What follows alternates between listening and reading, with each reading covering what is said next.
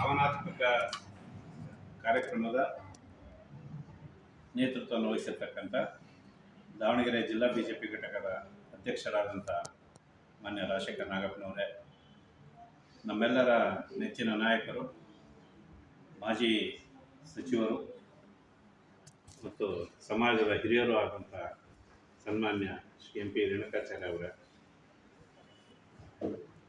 ಚನ್ನಗಿರಿಯ ನಮ್ಮ ಪಕ್ಷದ ಯುವ ನಾಯಕರು, ಮಿತ್ರರು ಆದಂಥ ಆತ್ಮೀಯರಾದ ಶ್ರೀ ಮಾಡ ಮಲ್ಲಿಕಾರ್ಜುನ್ ಅವರೇ, ದಾವಣಗೆರೆಯ ಮಾಜಿ ಮೇಯರ್, ದಾವಣಗೆರೆ ದಕ್ಷಿಣ ಕ್ಷೇತ್ರದ ಪಕ್ಷದ ಪರಾಜಿತ ಅಭ್ಯರ್ಥಿಯಾದಂಥ ಮಾನ್ಯ ಅಜಯ್ ಕುಮಾರ್ ಅವರೇ, ಪಕ್ಷದ ಹಿಂದಿನ ಜಿಲ್ಲಾ ಪ್ರಧಾನ ಕಾರ್ಯದರ್ಶಿಗಳು, ಪ್ರಸ್ತುತ ನಮ್ಮ ಪಕ್ಷದ ಈ ಒಂದು ಅಟಲ್ಜಿ ಜನ್ಮಶತಮಾನೋತ್ಸವ ಸಮಾರಂಭದ ಕಾರ್ಯಕ್ರಮದ ಹಿನ್ನೆಲೆ ಒಳಗೆ ಆಯೋಜನೆ ಆಗಿರ್ತಕ್ಕಂಥ ಜಿಲ್ಲಾ ಘಟಕದ ಪ್ರಮುಖರಾಗಿರ್ತಕ್ಕಂಥ ಮಾನ್ಯ ಎಲ್ ಎನ್ ಕಲ್ಲೇಶ್ ಅವರೇ, ಈ ಒಂದು ಪ್ರಾರಂಭದಲ್ಲಿ ನಮ್ಮೆಲ್ಲರನ್ನು ಆತ್ಮೀಯವಾಗಿ ಸ್ವಾಗತಿಸಿದಂಥ ಜಿಲ್ಲಾ ಬಿಜೆಪಿಯ ಪ್ರಧಾನ ಕಾರ್ಯದರ್ಶಿಗಳಾದಂಥ ಮಾನ್ಯ ಧನಂಜಯ ಕಡ್ಲೆಬಾಳ್ ಅವರೇ, ಈ ಕಾರ್ಯಕ್ರಮದಲ್ಲಿ ಭಾಗವಹಿಸಿರ್ತಕ್ಕಂಥ ಎಲ್ಲ ಆತ್ಮೀಯ ವೈದ್ಯಕೀಯ ಮಿತ್ರರೇ, ಬಂಧುಗಳೇ,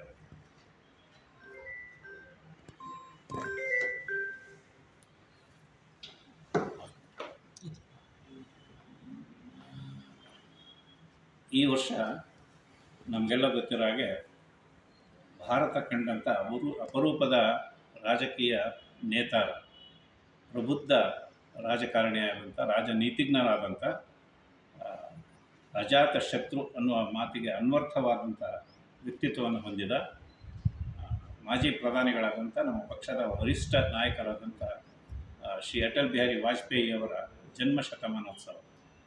ಈ ಜನ್ಮ ಶತಮಾನೋತ್ಸವವನ್ನು ಹೆಚ್ಚು ಅರ್ಥಪೂರ್ಣವಾಗಿ ಆಚರಿಸಬೇಕು ಅಂತ ಹೇಳಿ ಯೋಚನೆ ಮಾಡಿ ನಮ್ಮ ಕೇಂದ್ರದ ನಾಯಕತ್ವ ಒಂದು ವರ್ಷ ಪೂರ್ತಿ ಅಟಲ್ಜಿ ಜನ್ಮ ಶತಮಾನೋತ್ಸವ ಕಾರ್ಯಕ್ರಮಗಳನ್ನು ರೂಪಿಸಬೇಕು ಅಂತ ಆಯೋಜನೆ ಮಾಡಿದೆ.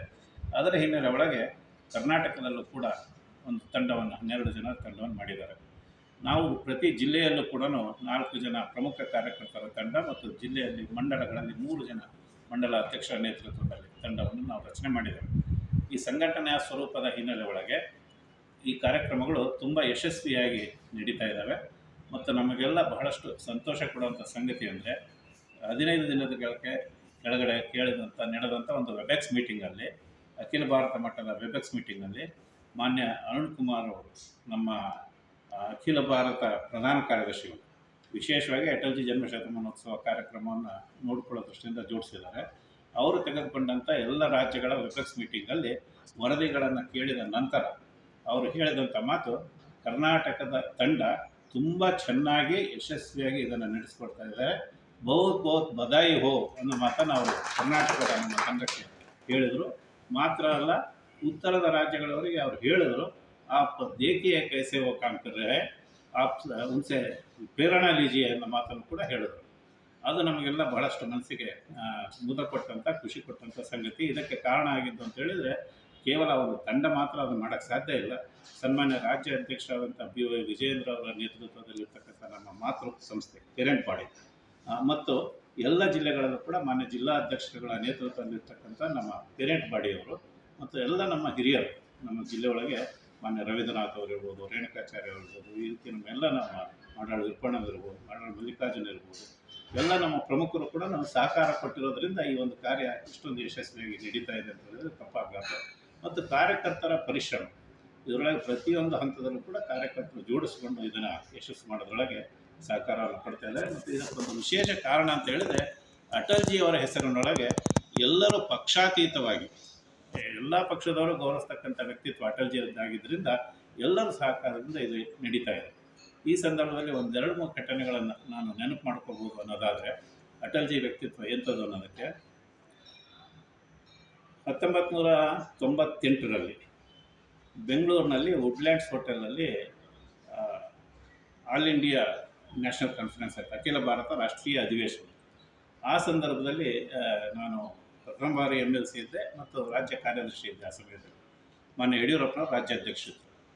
ಆ ಸಮಯದಲ್ಲಿ ನಡೆದಂಥ ವುಡ್ಲ್ಯಾಂಡ್ಸ್ನಲ್ಲಿ ನಡೆದಂಥ ರಾಷ್ಟ್ರೀಯ ಅಧಿವೇಶನದ ಸಂದರ್ಭದೊಳಗೆ ವೇದಿಕೆ ಮತ್ತು ವಸತಿ ಈ 2 ವ್ಯವಸ್ಥೆಗಳಿಗೆ ನನಗೆ ಜವಾಬ್ದಾರಿ ಜೋಡಿಸಿದ್ದೆ.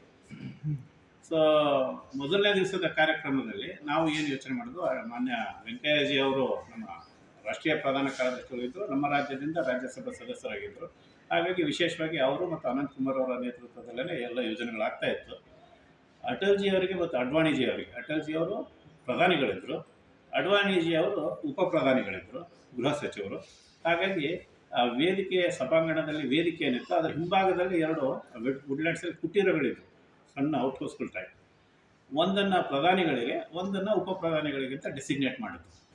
ಮತ್ತು ಅದು ಊಟ ಮತ್ತು ವಿಶ್ರಾಂತಿ ಸಣ್ಣ ಪುಟ್ಟ ವ್ಯವಸ್ಥೆಗಳಿಗೆಲ್ಲ ಅಲ್ಲೇ ಆಗಬೇಕು ಅಂತ ಯೋಜನೆ ಆಗಿತ್ತು.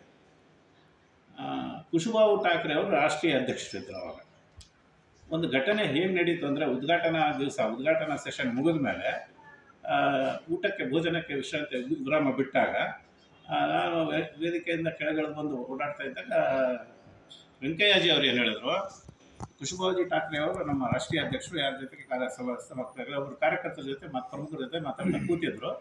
ನನಗೆ ವೆಂಕಯ್ಯಜಿ ಅವರು ಅಧ್ಯಕ್ಷ ಜಿ ಕೋ ಥಾಲಿ ಲೇಕೆ आओ ಅಂತ ಹೇಳಿದ್ರು, ಊಟ ತೊಗೊಂಬ ಅವರಿಗೆ ಅಂತ. ನಾನು ಸಹಜವಾಗಿ ಹೋಗಿ ಅವ್ರಿಗೆ ಕೇಳಿದೆ, ಕುಶುಬಾಬುಜಿಗೆ ನಿಮಗೆ ಊಟಕ್ಕೆ ತೊಗೊಂಬರಲ್ಲ, ಥಾಲಿ ಲೇಕೆ आओ ಓಕೆ ಅಂತ ಕೇಳಿದೆ. ಅವ್ರು ಏನು ಹೇಳಿದ್ರು ನನಗೆ, ಅಟಲ್ ಜಿ ಕಿಧರ್ ಹೈ ಅಂತ ಅಂದರು. ಅಟಲ್ ಜಿ ಕಿಧರ್ ಹೈ ಅಂದ ತಕ್ಷಣ ನಾನೇನು ಹೇಳಿದವ್ರಿಗೆ, ಇಲ್ಲ ಉनका ಪ್ರಬಂಧ हो गया है ಅಂತ. ಅವ್ರಿಗೆ ಅಲ್ಲಿ ಹಿಂದಿನ ಕುಟೀರದಲ್ಲಿ ವ್ಯವಸ್ಥೆ ಆಗಿತ್ತು. ಸೊ ಅಟಲ್ ಜಿ ಅಡ್ವಾಣಿಜಿ का ಪ್ರಬಂಧ हुआ है ಅಂತ ಅಂದೆ. ಅಚ್ಚಾ ಅಂದು ಹಿಂಗೆ ನೋಡಿದ್ರು. ಆ ಸ್ಟೇಜ್ ಸಭಾಂಗಣ ಐತಲ್ಲ, ಸಭಾಂಗಣದ ಹಿಂಭಾಗದಲ್ಲಿ ನಾವು ಬಂದಂಥ ಪ್ರತಿನಿಧಿಗಳಿಗೆ ಬಫೆ ಅರೇಂಜ್ ಮಾಡಿದ್ವು. ಎಲ್ಲ ಪ್ರತಿನಿಧಿಗಳು ಅಲ್ಲಿ ಬಫೆಗೆ ಕ್ಯೂವಲ್ಲಿ ನಿಂತ್ಕೊಂಡು ಹೋಗ್ತಿದ್ರು. ಅಟಲ್ ಜಿ ಅಲ್ಲಿ ತಟ್ಟೆ ಹಿಡ್ಕೊಂಡು ಕ್ಯೂನೇ ನಿಂತಾರೆ ಬಫೆಗೆ ಎಲ್ಲ ಕಾರ್ಯಕರ್ತರ ಜೊತೆಗೆ, ಪ್ರತಿನಿಧಿಗಳ ಜೊತೆಗೆ. ಅವ್ರ ಹಿಂದೆ ಅಡ್ವಾಣಿಜಿ ತಟ್ಟೆ ಹಿಡ್ಕೊಂಡು ನಿಂತ. ಕುಶುಬಾಬುಜಿ ನನಗೆ ಹಿಂಗೆ ನೋಡಿ ಅಟಲ್ ಜಿ ಉದಾರೆ ಅಂತ ಅಂದ್ರೆ ನನಗೆ ಗಂಗಾಬಲನೇ ಹುಡುಗೋಗ್ಬಿಡ್ತು. ನನಗೆ ನೋಡಿದ್ರೆ ವ್ಯವಸ್ಥೆ ಮಾಡಿದ್ವಿ ಅಂತ ಹೇಳಿದ್ದಾರೆ, ಅಲ್ಲಿ ವ್ಯವಸ್ಥೆ ಮಾಡಿದ್ದೀವಿ. ತಕ್ಷಣ ನಾವು ಗಾಬರಿಯಾಗಿ ಏನು ಹೇಳೋಕ್ಕೆ ತೋರಿಸ್ತಾ ಇರಲಿಲ್ಲ. ಅಷ್ಟೊಳಗೆ ಅವ್ರೇನಾದ್ರು ನಮ್ಮ ಅಧ್ಯಕ್ಷರು, ನೀವು ತಗೊಂಡು ಬಂದರೆ, ಹಿಂದಿ ಒಳಗೆ ಹೇಳಿದ್ದು, ಕನ್ನಡದಲ್ಲಿ ಹೇಳ್ಬಿಡ್ತೀನಿ, ನೀವು ಏನಾದರೂ ತಟ್ಟೆ ಹಾಕ್ಸ್ಕೊಂಡ್ಬಂದರೆ ನಿಮಗೆ ಎಷ್ಟು ಬೇಕೋ ಅಷ್ಟು ಹಾಕಿಸ್ಕೊಂಬರ್ತೀರಿ, ನಾನು ಹೋದರೆ ನನಗೆ ಎಷ್ಟು ಬೇಕೋ ಅಷ್ಟು ತಗೊಳ್ತೀವಿ ಅಂತ ಅವ್ರು ಹೋಗಿ ಅವ್ರ ತಟ್ಟೆ ಹಿಡ್ಕೊಂಡು ಅಡ್ವಾಣಿಜಿಯಿಂದ ಅವ್ರು ನಿಂತ್ಕೊಂಡ್ರು ರಾಷ್ಟ್ರೀಯ ಅಧ್ಯಕ್ಷರು. ಇದು ನಮ್ಮ ನಾಯಕತ್ವ, ಅಟಲ್ ಜಿ ಅವರ ವ್ಯಕ್ತಿತ್ವ ಏನು ಅನ್ನೋದಕ್ಕೆ ಒಂದು ಸಣ್ಣ ಅದು ನೆನಪಲ್ಲಿ ಮರೆಯಲಾರದಂಥ ಸಂಗತಿ ಅಂತ ಹೇಳಿದ್ರೆ ಅಂಥ ವ್ಯಕ್ತಿತ್ವ ಅವ್ರದ್ದು. ಇನ್ನೊಂದು ಘಟನೆ ಅನಂತಕುಮಾರ್ ಅವ್ರು ಹೇಳಿದ್ರು, ಇದು ಹೇಳಿದ್ದನ್ನು ನಾನು ಕೇಳಿದ್ದೀನಿ, ಅದನ್ನು ಹಂಚ್ಕೋಬೋದು, ನಾವೆಲ್ಲ ಪ್ರಮುಖರಿದ್ದೀವಿ. ಅಟಲ್ ಜಿ ಅವರು ಪ್ರಧಾನಿಗಳಾಗಿದ್ದಾಗ ಅವರು ಯಾವ ರೀತಿ 24 ಬೇರೆ ಬೇರೆ ಸೈದ್ಧಾಂತಿಕವಾಗಿ ತದ್ವಿರುದ್ಧ ಇಂಥ ಪಕ್ಷಗಳನ್ನು ಜೋಡಿಸ್ಕೊಂಡು ಅವರು ಪ್ರಧಾನಿಗಳಾಗಿ ನಡೆಸಿದ್ರು. ನಮ್ಗೆ ಗೊತ್ತಿದೆ, ಮೊದಲು 13 ದಿವಸ, ಆಮೇಲೆ 13 ತಿಂಗಳು, ಆಮೇಲೆ 5 ವರ್ಷ ಪೂರ್ತಿ.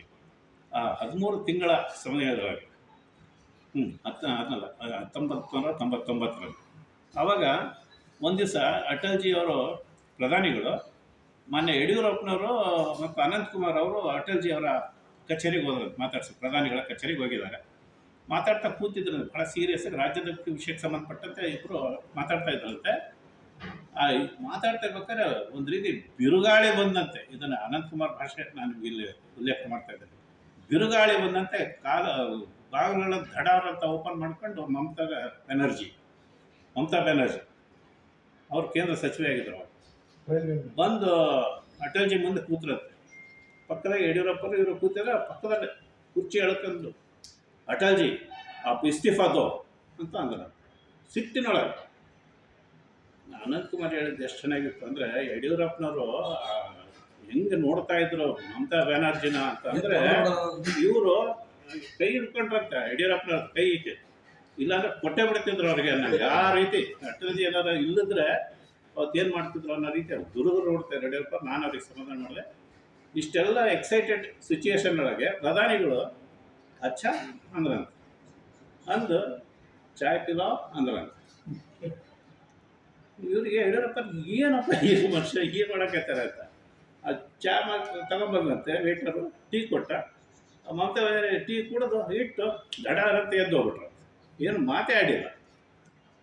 ಆಮೇಲೆ ಆಮೇಲೆ ಅವ್ರು ಹೋಗ್ತಿದ್ವಿ, ಮತ್ತೆ ಡಿಸ್ಕಷನ್ ಶುರು ಮಾಡೋದು ಅಟಲ್ ಜಿ. ಅವಾಗ ಅನ್ನಿಸ್ತಂತೆ ಇದು ಈ ರೀತಿ ವ್ಯಕ್ತಿತ್ವ ನಮಗೆ ನೋಡೋಕ್ಕೂ ಸಿಗೋದು ಕಷ್ಟ ನಾವು ಅಂತೇಳಿ ಮತ್ತೆ ನಾವು ಹೇಳಿದ್ವಿ. ಅಂಥ ಅಪರೂಪದ ವ್ಯಕ್ತಿತ್ವ, ಒಬ್ಬ ದಾರ್ಶನಿಕ, ಕವಿ ಹೃದಯಿ ಮತ್ತು ತುಂಬ ಎಲ್ಲ ಪಕ್ಷಾತೀತ, ಹೇಳಿದಾಗ ಎಲ್ಲ ಪಕ್ಷದಲ್ಲೂ ಕೂಡ ಅವರಿಗೆ ಆ ಗೌರವವನ್ನು ಸಮಾನವಾಗಿ ಕೊಡ್ತಕ್ಕಂಥ ವ್ಯಕ್ತಿ. ಒಂದು ಸಾರಿ ಅವರು ಪ್ರವಾಸ ಮಾಡಬೇಕಾದ್ರೆ ಕೊಡಗಿನೊಳಗೆ ಸಭೆ, ಆ ಸಭೆ ನಡೆದಾಗ ತುಂಬ ಜನ ಸೇರಿದ್ದಾರೆ. ಅಟಲ್ಜಿ ಸಭೆ ಅಂದರೆ ನಿಮ್ಗೆ ಗೊತ್ತಿದೆ, ಭಾಳಷ್ಟು ಜನ ಸೇರ್ತಿದ್ರು. ಆ ಸೇರಿದಂಥ ಸಂದರ್ಭದಲ್ಲಿ ಇದು ಅವ್ರ ಜೊತೆಗೆ ಅವತ್ತು ಇದ್ದಂಥವ್ರು ನನಗೆ ಹೇಳಿದಂಥ ಮಾತು, ಇತ್ತೀಚೆಗೆ ನಾನೇನು ಪ್ರವಾಸ ಮಾಡಿದಾಗ ತುಂಬ ವಿಷಯಗಳು ತಿಳಿದಿದ್ದಾರೆ. ಒಂದು ಮಾತ್ರ ಉಲ್ಲೇಖ ಮಾಡುವಂಥದ್ದು ಅನಿಸ್ತು. ಭೂಪೇಶ್ ಗುಪ್ತಾ ಅಂತೇಳಿ ಒಬ್ಬ ಕಮ್ಯುನಿಸ್ಟ್ ನಾಯಕರಿದ್ದರು, ಪಾರ್ಲಿಮೆಂಟ್ ಮೆಂಬರ್ ಭೂಪೇಶ್ ಗುಪ್ತಾ. ಇವರು ಸಭೆ ಶುರು ಆಗೋದಕ್ಕಿಂತ ಅರ್ಧ ಗಂಟೆ ಮುಂಚೆ ಅವ್ರಿಗೆ ಸುದ್ದಿ ಬಂತು, ಭೂಪೇಶ್ ಗುಪ್ತಾ ತೀರೋಗಿದ್ದಾರೆ ಅಂತ. ಅವತ್ತು ಅಟಲ್ಜಿ ಎಷ್ಟು ಭಾವುಕರಾಗ್ಬಿಟ್ರಂತೆ. ಅವ್ರು ನೋಡಿದ್ರೆ ಕಮ್ಯುನಿಸ್ಟ್ ಪಾರ್ಟಿ ಲೀಡರ್. ಅವರು ಬಂದು ವೇದಿಕೆಗೆ ಬಂದು ಅಷ್ಟು ತುಂಬ ಜನ, ಸಾವಿರಾರು ಜನ ಸೇರಿದ್ದಾರೆ. ಇವರು ಎದ್ದು ನಿಂತ್ಕೊಂಡು ಅಟಲ್ಜಿ ದಯವಿಟ್ಟು ಕ್ಷಮಿಸ್ರಿ, ನನ್ನ ಆತ್ಮೀಯ ಸ್ನೇಹಿತ ಇವತ್ತು ನಾನು ಕಳ್ಕೊಂಡಿದ್ದೀನಿ, ನಾನು ಮಾತಾಡೋಕ್ಕಾಗ್ತಾ ಇಲ್ಲ, ಇವತ್ತು ನಾನು ಮಾತಾಡೋಲ್ಲ, ಅವ್ರಿಗೆ ಶ್ರದ್ಧಾಂಜಲಿ ಸಲ್ಲಿಸೋಣ ಅಂತ ಹೇಳಿ ನಮಸ್ಕಾರ ಮಾಡಿ ಹೊರಟು ಬಿಟ್ರು. ಅಷ್ಟು ಭಾವುಕ ಹೃದಯ ಅವರು ಅಂತ ಹೇಳ್ತಾ ಇದ್ರು. ಸೊ ಇಂಥ ಅಜಾತ ಶತ್ರು ಅಟಲ್ಜಿಯವರ ಹೆಸರಿನೊಳಗೆ ನಾವೇನು ಅವರು ಪಕ್ಷವನ್ನು ಸಂಘಟನೆ ಮಾಡಿ ಕಟ್ಟಿ ಬೆಳೆಸಿದ್ರು, ನಮಗೆ ಗೊತ್ತಿದೆ ಅವೆಲ್ಲ. ಇನ್ನು ಉಳಿದಂಥ ಸಂಗತಿಗಳು ತುಂಬ ಗೊತ್ತಿದೆ. ಈಗ ತುಂಬ ದೈನ್ಯಂನ ಪಲಾಯನಂ ಅಂತಕ್ಕಂಥ ಒಂದು ಘೋಷವಾಕ್ಯವನ್ನು ಕೊಟ್ಟಿರುವಂಥ ವ್ಯಕ್ತಿ. BJP ಕಾರ್ಯಕರ್ತರಿಗೆ ನಮಗೆ ಅವರ ಒಂದು ಪ್ರೇರಣೆ, ಮಾರ್ಗಸೂತ್ರ, ಅವ್ರ ಮಾರ್ಗಸೂಚಿ. ಅವರ ಶತಮಾನೋತ್ಸವದ ಹಿನ್ನೆಲೆಯಲ್ಲಿ ನಾವೇನೈತೆ ಈ ಕಾರ್ಯಕ್ರಮಗಳನ್ನ ಜೋಡಿಸ್ಕೊಳ್ತಾ ಇದ್ದೇವೆ. ಇದು ಮಾಡೋದ್ರ ಉದ್ದೇಶ ಕೇಂದ್ರದಲ್ಲಿರೋದು, ಅವರು ಏನು ಕಷ್ಟಪಟ್ಟು ಅವಾಗ ಏನು ಮಾಡಿದ್ರು ಅದರ ಹಿನ್ನೆಲೆ ಒಳಗೆ ಇವತ್ತಿನ ನಮ್ಮ ಕಾರ್ಯಕರ್ತರಿಗೆ ಅದು ಪ್ರೇರಣೆ ಆಗಲಿ ಅನ್ನೋ ದೃಷ್ಟಿಯಿಂದ ಅದನ್ನು ಯೋಜನೆ ಮಾಡಿದ್ದಾರೆ. ಸೊ ಅದನ್ನು ನಮ್ಮ ಬರ್ತಕ್ಕಂಥ ಪೀಳಿಗೆಯ ನಮ್ಮ ಕಾರ್ಯಕರ್ತರು, ನಮ್ಮ ಮುಂದಿನ ಪೀಳಿಗೆಯ ಕಾರ್ಯಕರ್ತರು ಅದರಿಂದ ಪ್ರೇರಣೆಯನ್ನು ಪಡೆದು ನಾವು ಇನ್ನೂ ಹೆಚ್ಚು ಶಕ್ತಿಶಾಲಿಯಾಗಿ ಸಂಘಟನೆಯನ್ನು ಬಲಪಡಿಸೋದ್ರ ಜೊತೆಗೆ ಬರುವ ದಿವಸಗಳಲ್ಲಿ ಸಮಾಜ ಸೇವೆಯನ್ನು ಮಾಡೋದಕ್ಕೆ ನಾವು ಪಕ್ಷವನ್ನು ಮತ್ತೊಮ್ಮೆ ಜವಾಬ್ದಾರಿಯನ್ನು ಅಧಿಕಾರಕ್ಕೆ ತರೋದಕ್ಕೆ ಪ್ರಾಮಾಣಿಕವಾಗಿ ಪ್ರಯತ್ನ ಮಾಡೋಣ. ಅವಕಾಶ ಸಿಕ್ಕಾಗ ಎಲ್ಲರೂ ಕೂಡ ಪ್ರಾಮಾಣಿಕವಾಗಿ ಸೇವೆ ಸಲ್ಲಿಸಿ ಅಟಲ್ಜಿಯ ಕನಸಿನ ಏನು ಭಾರತ ಅದನ್ನು ನಿರ್ಮಾಣ ಮಾಡೋಕ್ಕೆ ಪ್ರಯತ್ನ ಮಾಡೋಣ ಅಂತಕ್ಕಂಥ ವಿನಂತಿಯನ್ನು ಮಾಡ್ತೇನೆ. ನಮ್ಮ ಮನೆಯವರೆಗೂ ಬಂದು ನಮಗೆ ತಾವು ಅತಿಥಿಯನ್ನು ಸ್ವೀಕರಿಸಬೇಕಂತ ವಿನಂತಿ ಮಾಡಿದರೆ ಅವ್ರಿಗೆಲ್ಲರಿಗೂ ಅಭಿನಂದನೆ.